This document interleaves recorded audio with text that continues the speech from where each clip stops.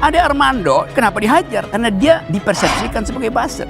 Representasinya Ade Armando, siapapun yang ada di situ digebuk gitu. Kalau Ade Armando bukan buzzer nggak dihajar di situ. Sekarang saya tanya. Nggak Ada urusan. Ini boleh. Oh, ini boleh. Ini boleh disela. No. Kalau Anda bukan ateis, nggak mungkin Anda bilang bahwa kitab suci itu adalah fiksi. Itu yang mengakibatkan orang menuduh Anda ateis. Siapa yang bilang kitab suci itu fiksi? Siapa yang bilang kitab suci itu fiksi? Lu yang bilang kok. Kitab suci fiksi atau bukan? Siapa yang berani jawab? Kalau saya pakai definisi bahwa fiksi itu mengaktifkan imajinasi, kitab suci itu adalah fiksi karena belum selesai, belum tiba itu. Akal sehat, men, akal sehat, akal sehat, men, akal sehat. Ade Armando mengalami luka-luka akibat menjadi korban pemukulan dan mendapatkan perlakuan tidak pantas hingga ditelanjangi. Ade Armando itu adalah teks sosial tuh. Itu diwacanakan di situ bahwa mahasiswa ini dungu, itu otaknya kan. Hal yang bilang real. itu Ade Armando bilang itu otaknya mahasiswa bodoh, bego segala macam siapa? Cari aja di sosial Bukan media. Anda yang bicara. Cari. Anda itu provokator. Lu jangan begitu pola berpikirnya, lu makin provokasi. Pengeroyokan yang dialami dosen Universitas Indonesia, Ade Armando, dinilai menjadi bukti adanya kelompok radikal yang menyusup dalam demo 11 April lalu. Mereka itu pecundang semua, pengecut semua. Baru berani ketika mereka menjadi massa dan seperti cacing kejepit silit kalau sendirian. Berikut pernyataan Ade Armando sebelum unjuk rasa dimulai. Masa jabatan presiden atau amandemen agar 3 periode itu yang saya tolak. Ya, nah karena ini adalah sebuah gerakan yang menurut saya sehat, tapi tentu saja jangan sampai ditunggangi, jangan sampai ini disusupi oleh kepentingan politik tertentu. Ade Armando bukan tubuh Ade Armando yang digebuk, tapi tubuh politik. Jadi menurut saya hari ini kita selesaikan secara baik. Jangan diprovokasi lagi. Ini Indonesia udah rusak demokrasinya. Pengeroyokan yang dialami dosen Universitas Indonesia, Ade Armando, dinilai menjadi bukti adanya kelompok radikal yang menyusup dalam demo 11 April lalu.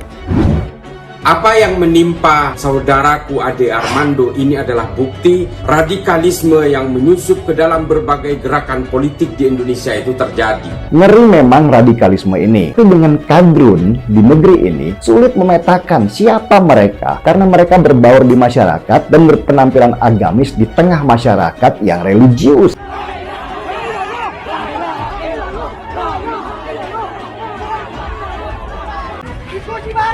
Tolong Pak, Ade Armando dipukuli Pak. Pak, tolong Pak. Pak, tolong. Kita sama rakyat. Apa kabar? Pak, tolong Pak.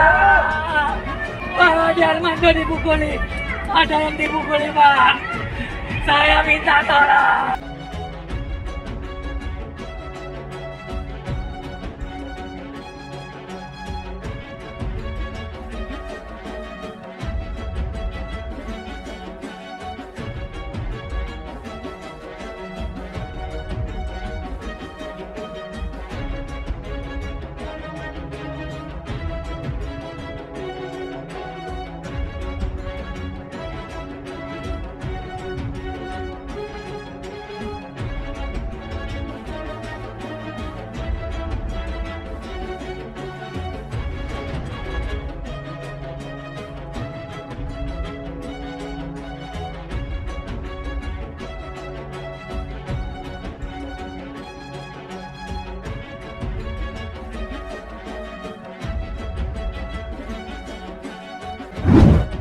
Setelah Pak Sigit turun, mobil komando pergi, itu tidak ada mahasiswa lagi. Soalnya mahasiswa tuh udah pada jalan ke arah Senayan. Setelah Bang Ade cecok-cecok itu, tiba-tiba diberhentiin tuh oleh ibu-ibu yang pakai baju pink.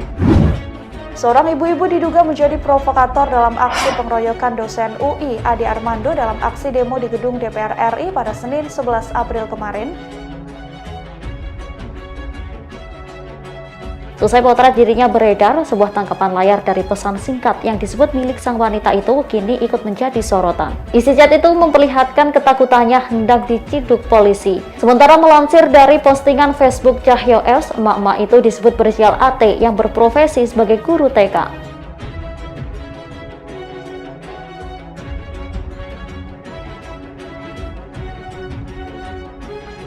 Itu Bang Ade berhenti, dia mulai lagi dah tuh insaf Bang Ade, insaf Bang Ade. Ya saya dengar begitu, insaf Bang Ade, penista agama insaf. Nah, belum lama dia ngobrol di situ, langsung ada dapat pukulan dari belakang. Terungkap sosok Dia Ul Haq, seorang guru ngaji. Dia sendiri dikabarkan berdomisili di Jalan Kampung Tanah 80 RT 007 RW 09 Kelurahan Klender, Kecamatan Durensawit, Jakarta Timur. Dia diketahui menempati rumah bersama keluarganya di sekitaran Jatiwaringin, Bekasi, Jawa Barat. Kepindahannya ke Bekasi dilakukan dia semenjak ibunya meninggal dunia.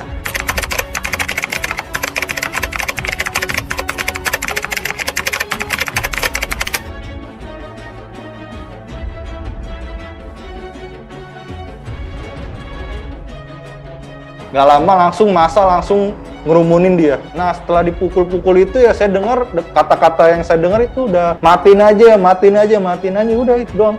Saya kaget kan tuh kok bisa gitu.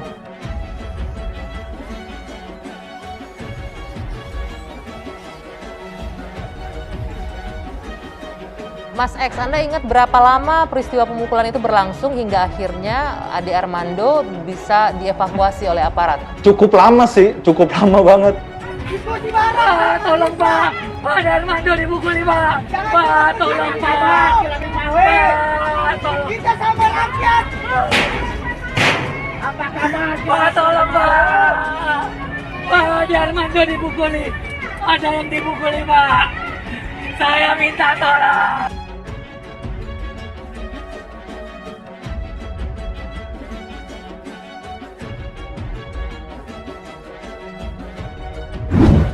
Apakah Mama ini layak menjadi tersangka? Siapapun yang terlibat, baik itu yang memprovokasi maupun yang melakukan tindakan pemukulan langsung harus ditindak tegas. Nah, ini harus ditindak tegas oleh kepolisian karena perbuatan pemukulan itu tidak akan terjadi kalau tidak ada provokasi sebelumnya.